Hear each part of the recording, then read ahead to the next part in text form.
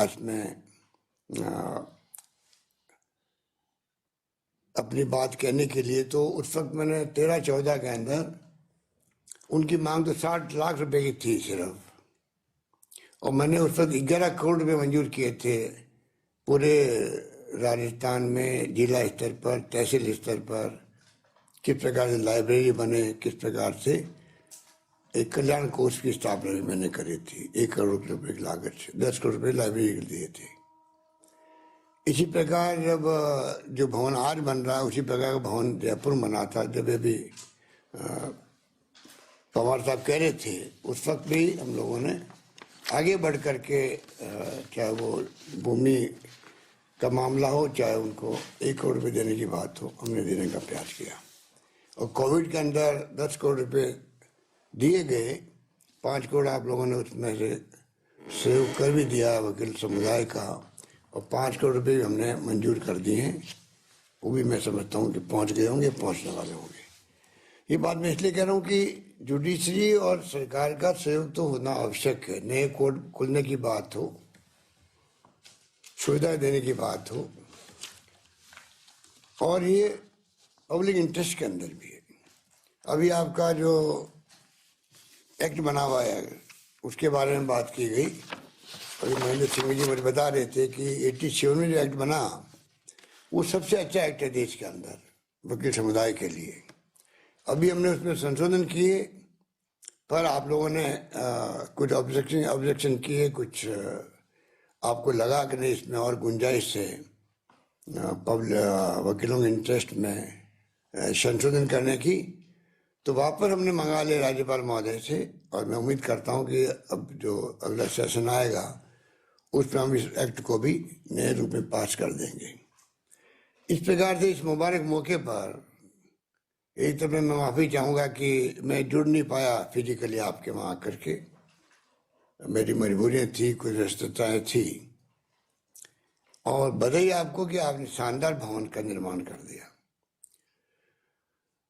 इस मौके पर मैं यही कहना चाहूँगा कि वकील समुदाय का जो महत्व आपने बताया वो कम नहीं है, और ये बात तो हम सुनते आए शुरू से ही, समझते आए कि देश के अंदर आज़ादी के वक्त से ही जो समुदाय का भूमिका रही थी उस वक्त में, इस पे पूरा देश गर्व कर सकता है, वकील समुदाय गर्व कर सकता है। गांधी जी के वक्त से ही जब वो खुद बैरिस्टर थे, और चाहे मोतीलाल नेहरू हो, चाहे जवाहरलाल नेहरू हो, चाहे सरदार पटेल हो, चाहे वो मौलाना अबुल कलाम आज़ाद हो, चाहे अम्बेडकर साहब हो, उस जमाने के वकीलों ने जो भूमिका अदा की है वो नई पीढ़ी के लिए प्रेरणा स्रोत बननी चाहिए। आज नई पीढ़ी कटती जा रही है, गांधी से भी और नेताओं से भी जो महापुरुष के रूप में स्थापित हुए थे, जिन्होंने सब कुछ बलिदान, त्याग और कुर्बानी की थी। और उस रूप में मैं समझता हूँ कि वकील समुदाय की तो महत्वता जो है उस वक्त भी थी, आज़ादी के बाद में भी रही, आरी बनी हुई है, आगे बनी रहेगी, क्योंकि वो एक समाज के बीच में कड़ी का काम करते हैं। जब समाज कोई रास्ता के दिखता नहीं है, न्याय नहीं मिलता है, तो वो सीधा उम्मीद करता है जुडिशरी पर कि जुडिशरी पे जाएंगे तो हमें न्याय मिलेगा। और हर व्यक्ति चाहता है त्वरित न्याय हो, सस्ता न्याय हो, सुलभ न्याय हो। पर जो हालात है देश के अंदर, करोड़ों जो केसेस अटके पड़े हैं। आज ही मैं न्यूज़ पढ़ रहा था लंबी चौड़ी कि 4 करोड़ 60 लाख केसेस पेंडिंग हैं और 5,596 पद खाली पड़े। आज हेडलाइंस है जयपुर के अंदर। अलग अलग न्यायालयों के बताया कि किस प्रकार सुप्रीम कोर्ट में कितने केसेस हैं, हाई कोर्ट में कितने केसेस हैं, और लोअर कोर्ट में कितने केसेस हैं। ये तो मैं समझता हूँ कि दिनेश महेशी जी बैठे हुए हैं, जो हम तो इनको ही कह सकते हैं कि कोई तरीका निकालें सुप्रीम कोर्ट, क्योंकि पीएल तो फाइल होने लग गई, पर ऐसी कोई पीएल भी फाइल होनी चाहिए जिससे कि दबाव पड़े और राष्ट्रीय बहस शुरू हो जाए। नेशनल डिबेट जब शुरू होती है तो सरकारें जो होती है, चाहे किसी पार्टी की हो, उस पर दबाव पड़ना स्वाभाविक है कि किस प्रकार से हम देश की जनता को समझा सकें। तो ये तो नेशनल डिबेट का विषय बन गया आजकल कि कैसे करोड़ों लोगों को न्याय अगर समय पर नहीं मिलेगा तो न्याय नहीं मिलने के बराबर होता है। ये तो आप स्वयं भी कहते हैं। तो ये हमारे लिए बहुत बड़ी चुनौती है कि आज देश के अंदर करोड़ों लोगों को समय पर न्याय नहीं मिल पा रहा है और न्याय से वंचित रहते हैं हमेशा के लिए। वो उस पर कुछ कर सकते हैं। जुडिशरी पे कोई दबाव होना ही नहीं चाहिए, चाहे कोई सरकारें बनती जाए बिगड़ती जाए। और दुर्भाग्य से जो माहौल बन गया देश के अंदर वो बहुत खतरनाक माहौल है, क्योंकि जिस प्रकार से जो एजेंसी हमारी है सीबीआई, इनकम टैक्स, ईडी, उस पर दबाव तो साफ दिखता ही है। जुडिशरी के बारे में चर्चाएं होती रहती है, चाहे सुप्रीम कोर्ट हो चाहे हाई कोर्ट हो। वो बहुत दुर्भाग्यपूर्ण है, क्योंकि सबसे ज़्यादा क्रेडिबल कोई है जिसमें लोग न्याय की उम्मीद कर सकते हैं तो वो सिर्फ और सिर्फ जुडिशरी है। और उस पर अगर कोई दबाव हो या उस पर कोई उसके ऊपर आरोप लगे या कोई उसके लिए चर्चा भी करे पब्लिक के अंदर।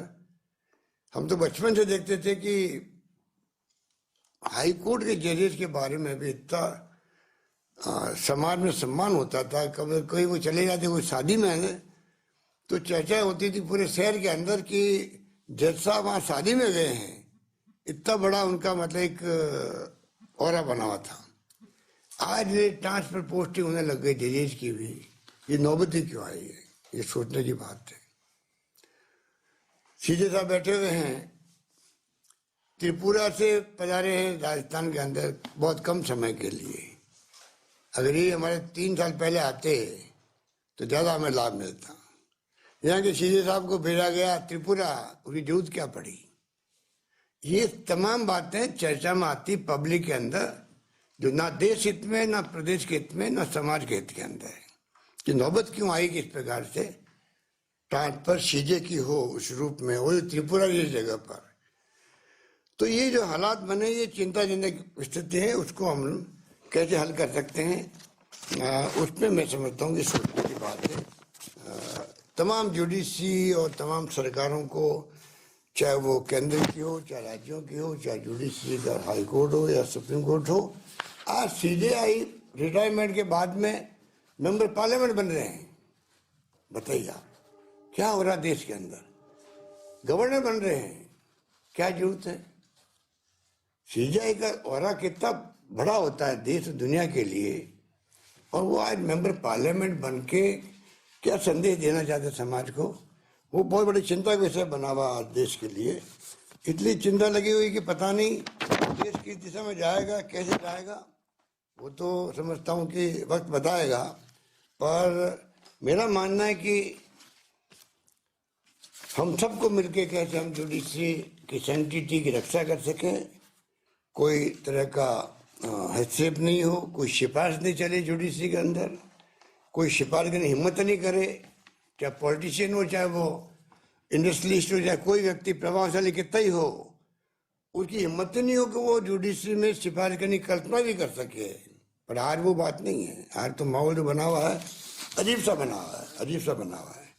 ऐसे ऐसे किस्से कहानी सुनने को मिलते हैं कि आश्चर्य होता है, पता नहीं क्या होगा, कैसे कैसे क्या लोग सोचेंगे पता नहीं।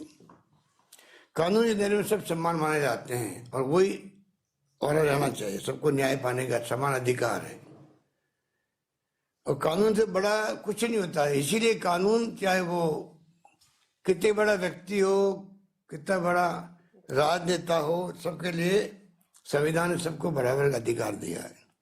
तो मैं समझता हूँ कि वकील समुदाय भी, बार काउंसिल ऑफ इंडिया भी और बार एसोसिएशन भी अपनी भूमिका अदा कर सकते हैं, क्योंकि आपकी बात को जजेस को सुननी पड़ती है। ये मैंने महसूस किया है। इसलिए बार काउंसिल ऑफ इंडिया अपनी भूमिका अदा करे। जैसे मैंने कहा नेशनल डिबेट शुरू हो, इस प्रकार से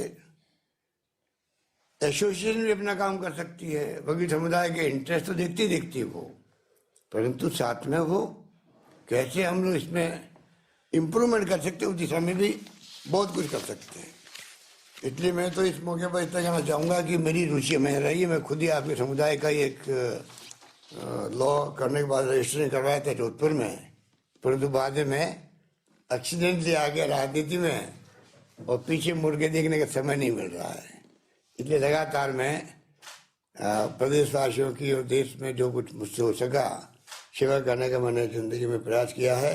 मुझे खुशी है कि जोधपुर में लॉ यूनिवर्सिटी खुल सकी मेरे कार्यकाल में, और जोधपुर भी आज यहाँ बैठे हुए हो दिनेश जी को तो मालूम है कि किस प्रकार से हम लोगों ने कर रखा है और बना रखा है। जोधपुर में आयुर्वेद यूनिवर्सिटी भी है और लॉ यूनिवर्सिटी भी है, और मैं समझता हूँ कि आईआईटी भी आ गई, एम्स आ गया, तो सभी तरह से जोधपुर के अंदर कृषि विश्वविद्यालय खुल गया। एक के बाद एक उपलब्धि हो रही है। अब इंजीनियरिंग कॉलेज को भी हमने विश्वविद्यालय का दर्जा दे दिया है, विश्वविद्यालय बन जाएगा वो, और